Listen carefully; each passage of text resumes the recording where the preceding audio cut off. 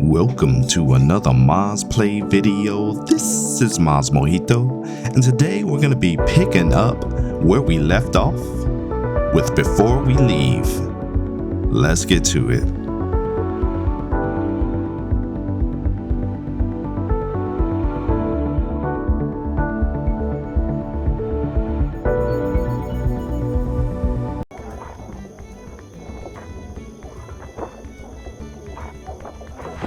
Alright guys, we're jumping back in here. Now where we last left off, we built up a nice little colony here. We got about 6 houses roughly. We got some buildings up here on the rock surfaces, so we got some mines going. We got some people pulling scrap metal out, and we got a couple farms going, so people are eating, homes are built, and everyone is busy. So we still have some objectives up in the upper left corner of the screen.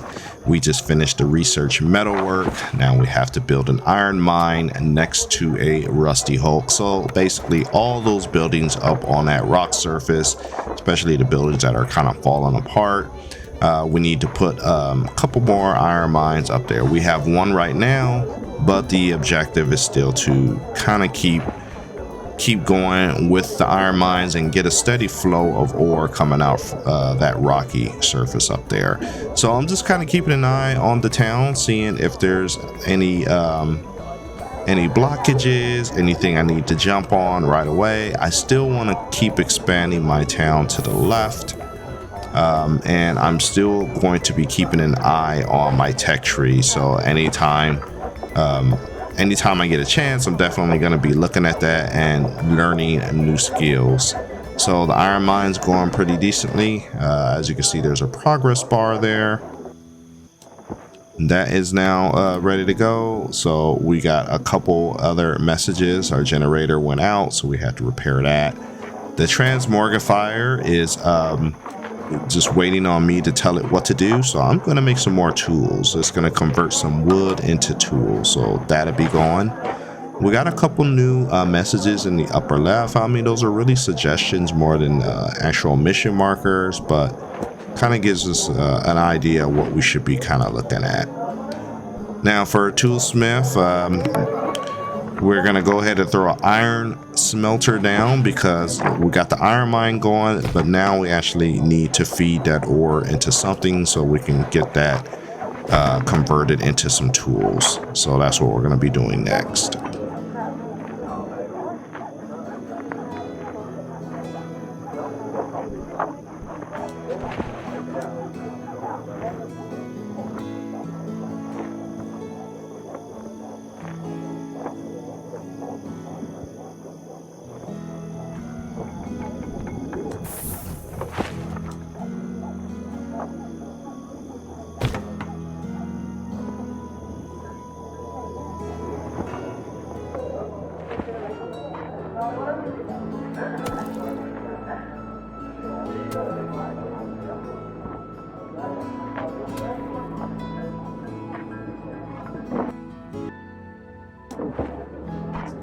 Alright, so looking at our information tab here, we got a peeps tab, so we're going to take a look at our peeps, and that kind of gives us an idea of where everyone is working, what their status is. Are they active? Are they sleeping?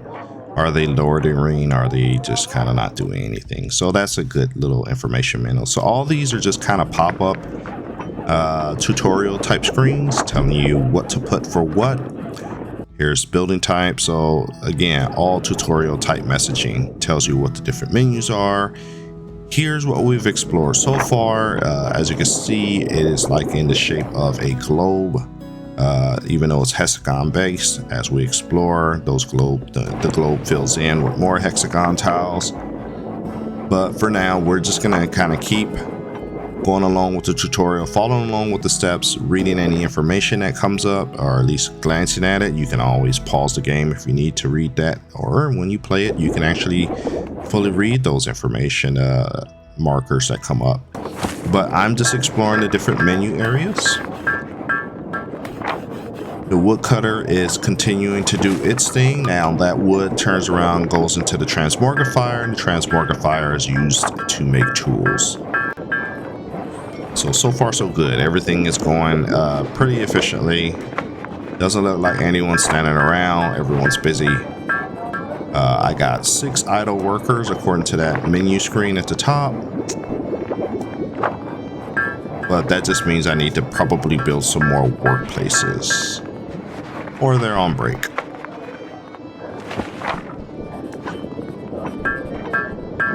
Alright, happiness level.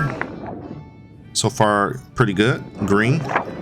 Guess everyone likes being around areas that are not too noisy.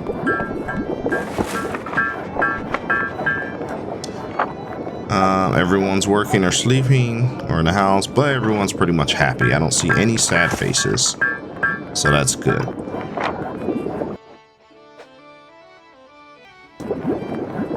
So all your typical town management type things you would find here. I'm actually taking control of, or actually following this peep around.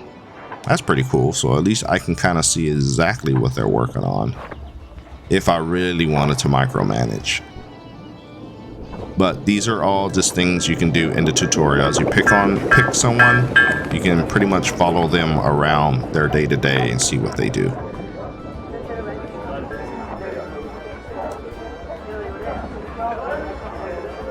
And as you can hear, there's a lot of chatter going on because, you know, the village is pretty busy. Everyone's working and talking and doing their thing. So expect to hear a lot of background noise. You can choose to turn it off if you want when you play, but I kind of like it. You know, it gives me a good atmosphere as I'm managing the town. Shows the town is live and thriving and busy.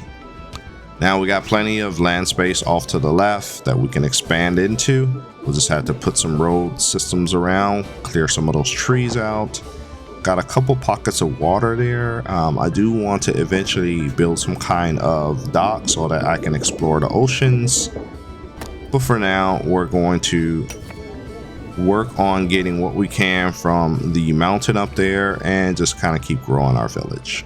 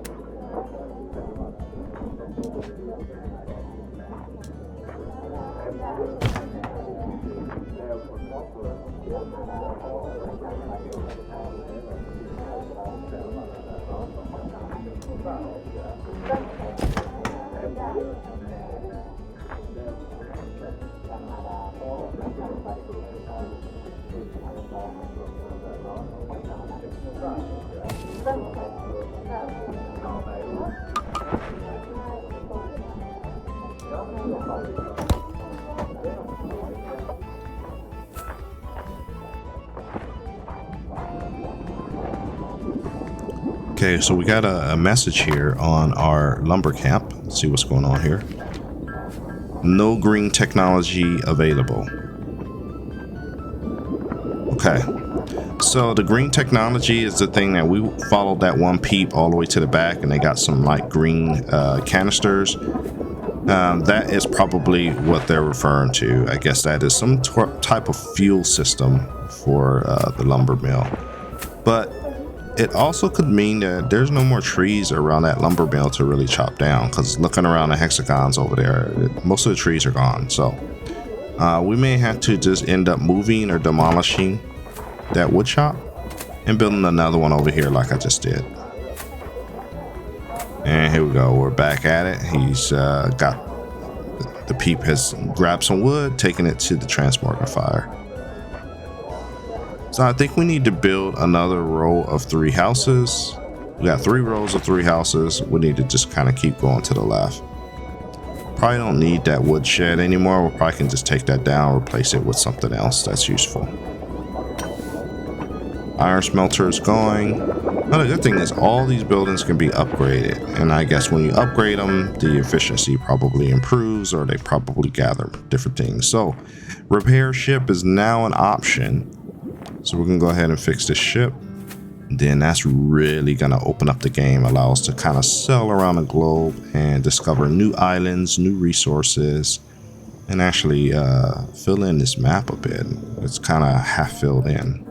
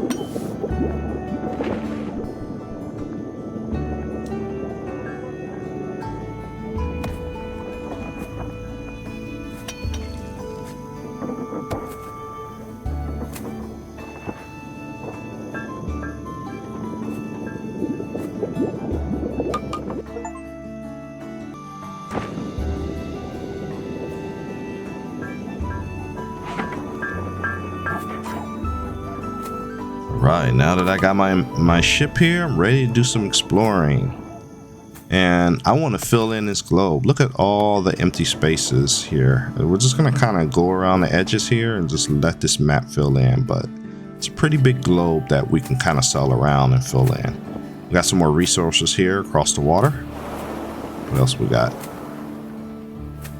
Now I see the lighter blue is kind of like your shore. The darker blue is kind of your deeper ocean area. So really realistic.